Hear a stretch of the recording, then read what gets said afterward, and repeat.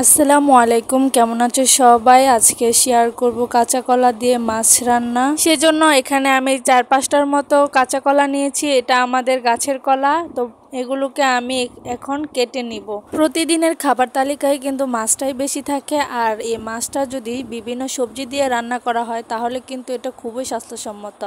আর হ্যাঁ, কাঁচা কলা কিন্তু আমাদের শরীরের জন্য অনেক উপকার।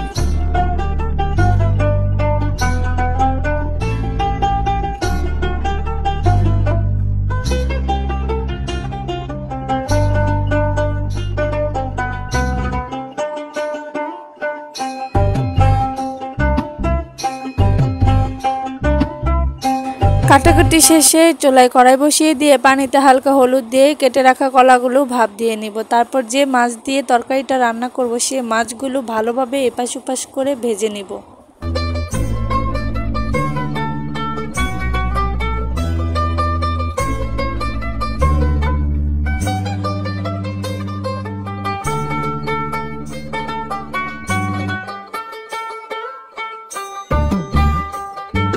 মাছগুলো ভাজা শেষে মাছ ভাজার অবশিষ্ট তেলে দিয়ে দিব পেঁয়াজ কুচি। তারপর পেঁয়াজগুলোকে একটু ভালোভাবে ভেজে নিব। তারপর এখানে দিয়ে দিব একটু পানি। তারপর একে একে মশলাগুলো হলুদ, মরিচ, ধনিয়ার গুঁড়ো দিয়ে দিব পরিমাণ মতো এবং স্বাদ মতো লবণ দিয়ে দিব। দিয়ে মশলাটাকে ভালোভাবে কষিয়ে নিব।